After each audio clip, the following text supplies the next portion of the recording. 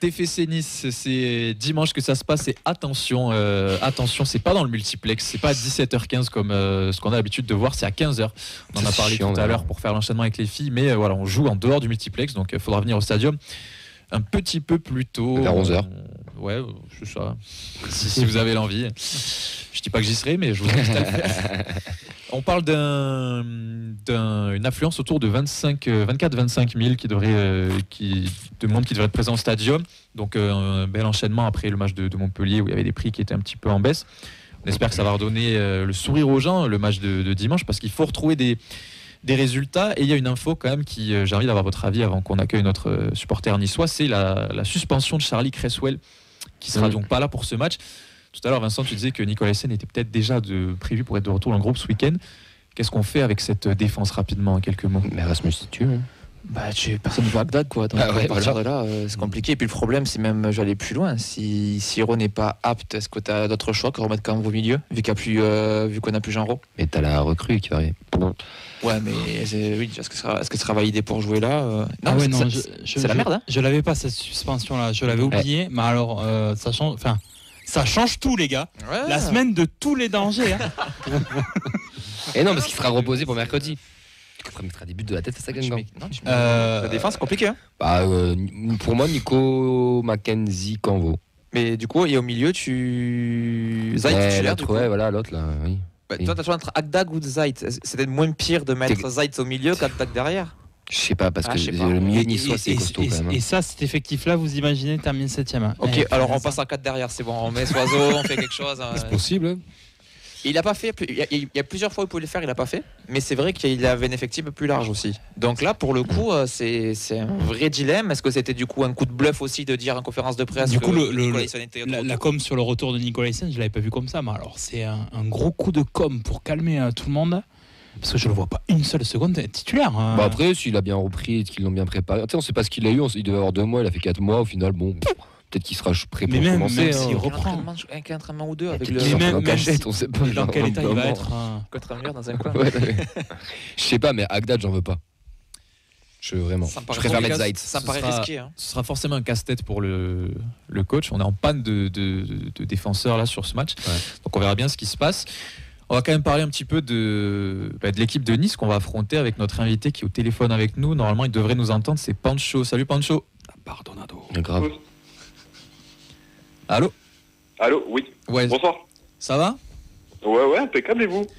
Bah écoute, pour l'instant ça va, on espère que ça ira mieux dimanche soir ou lundi même. Rémi, ça va pas. Pas te mentir, mais en tout cas merci d'être avec nous, merci d'avoir accepté l'invitation. Est-ce que tu peux te présenter rapidement et aussi nous parler de ce qui se passe du côté du Space, le club Pancho?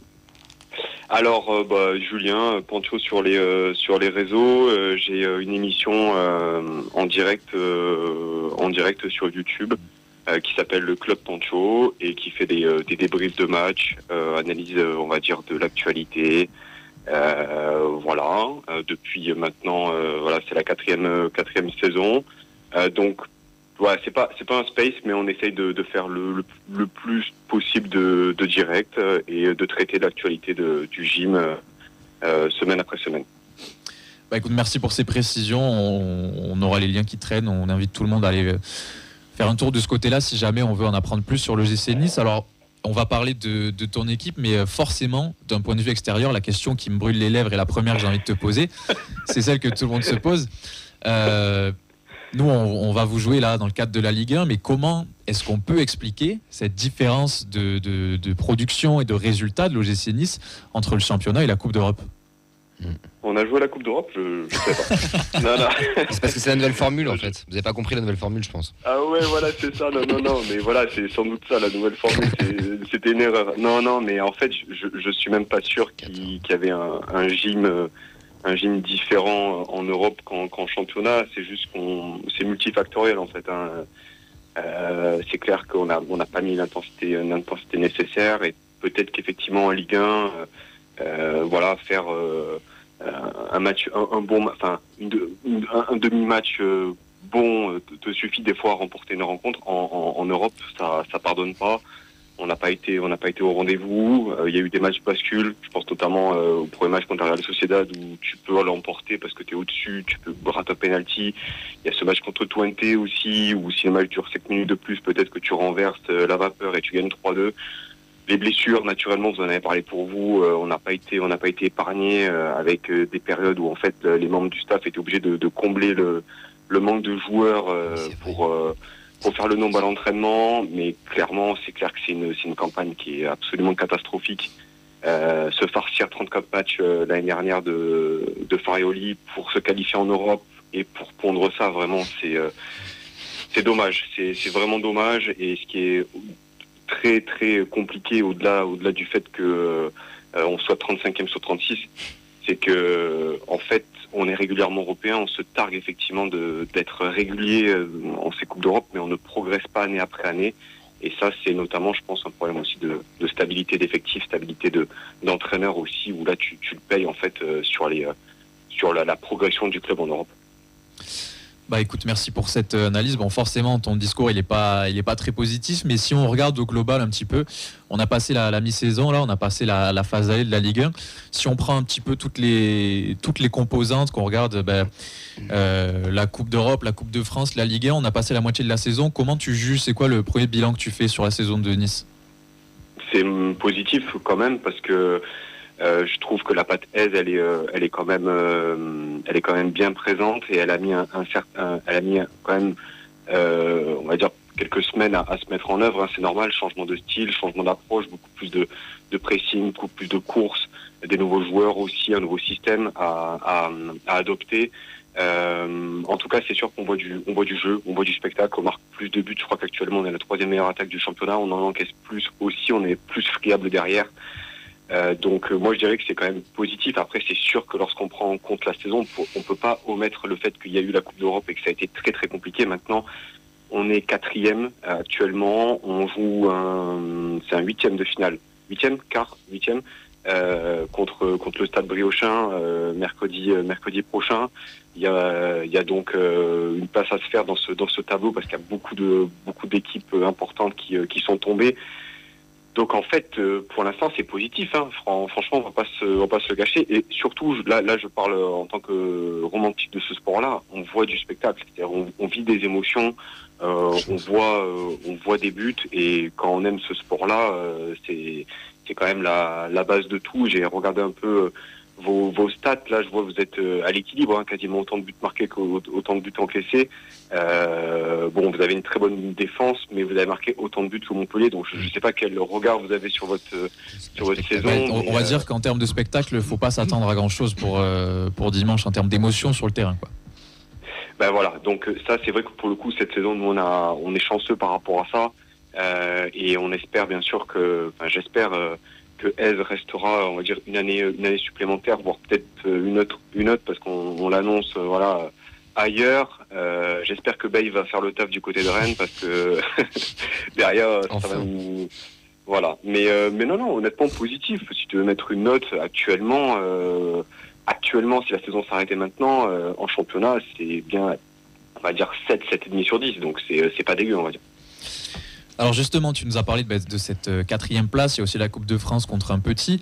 C'est quoi les objectifs là, que ce soit du côté des dirigeants ou ce que les supporters espèrent pour cette deuxième partie de saison? Qu'est-ce que ça joue, Nice? Ça va chercher avec des champions? Ça met tout sur la coupe?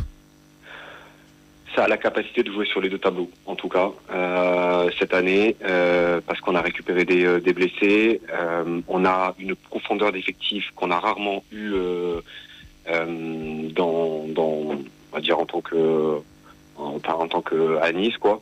Donc t'as la profondeur derrière, devant, au milieu, les postes sont doublés voire triplés. La Coupe d'Europe s'est terminée, donc on n'a plus l'excuse du match en semaine pour perdre de l'énergie. Il faut laver l'affront aussi de 2022, parce qu'on fait finale contre Nantes.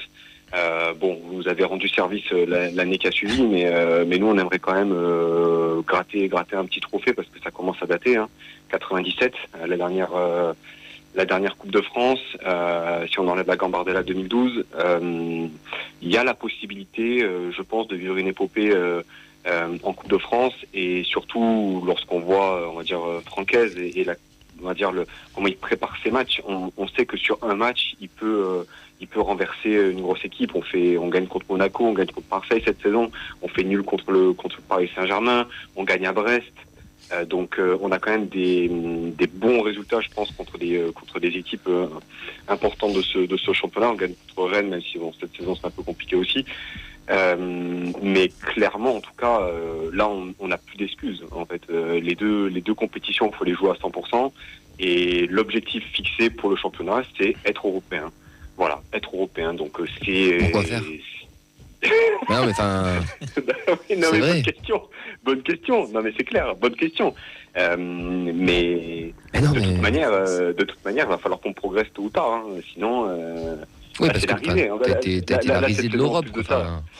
Mais non, mais c'est vrai, il y a deux Nice. Moi, Nice 4e qui propose ce football et ce Nice-là avant-dernier en Europa League, c'est incompréhensible. Même si t'as fait tourner ou quoi, enfin, incompréhensible. Ben ouais, non mais c'est encore plus, je pense, mis en perspective lorsque on regarde en fait les résultats des autres équipes. Oui, en bien fait, sûr. T'as d'autres équipes qualifiées qui, sur le papier, en fait, sont pas spécifiquement supérieurs à toi. Le parcours de Brest, il est incroyable. Lille, n'en parlons même pas. Bon, Paris, Monaco, je les mets à part parce que c'est des cylindrées qui sont un peu plus importantes. Lyon, qui fait top 8 en Europa League. Donc c'est ça en fait qui est encore plus compliqué, c'est qu'on qui fait tâche, les autres équipes. Ben voilà, c'est ça, c'est que les autres équipes françaises, elles ont répondu présent. Et nous, c'est même pas qu'on n'a pas répondu présent, c'est qu'on vraiment on n'a pas gagné un match. Donc je sais pas s'il y a vraiment deux Nice. J'ai pas la même lecture. J'ai surtout l'impression que la Coupe d'Europe, même si tu joues Ferencváros ou Bodo Glimt ou Elfsborg, même si sur le papier ça se joue sur peut-être des détails, et des fois c'est pas uniquement des détails, on va dire tactiques, techniques. Des fois c'était trop scolaire et le mental ou l'intensité physique n'était pas tout le temps au rendez-vous.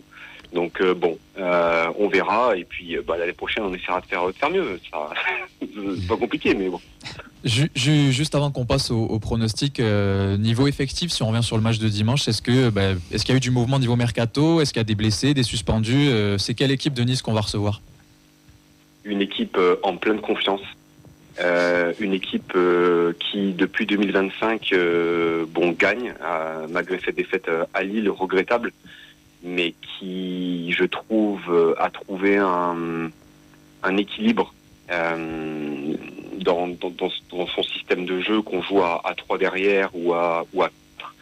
Je la trouve beaucoup plus, on va dire, accomplie dans sa maîtrise tactique. Donc on a récupéré des forces vives, voilà, dans tes de retour. On a récupéré un Youssouf Endaichimier derrière. Donc honnêtement, dans la saison, je trouve que c'est notre meilleure période, et surtout on sort notre match référence contre Marseille la semaine dernière, et on a ajouté donc Baptiste Santamaria en prêt venu de Rennes, un braquage financier, soit dit en passant, parce que prêt sans obligation d'achat, prise en charge d'une partie du salaire du Stade Rennais, et l'option d'achat, je crois qu'elle est aux alentours de 3 millions d'euros. Est-ce que, je suis désolé, le temps nous presse, est-ce que je peux te demander rapidement ton prono pour le match de dimanche avant qu'on se quitte ? C'est jamais évident de gagner chez vous, mais je nous vois quand même au-dessus sur ce match-là. Je mets une petite victoire 2-0 du gym. Allez. Écoute, c'est en toute amitié que je te dis que j'espère que tu vas te tromper, mais en tout cas on te remercie d'être passé nous voir dans l'émission. On invite tout notre public à aller voir ce que tu fais aussi, et puis on se dit, j'espère, à bientôt. Merci à toi.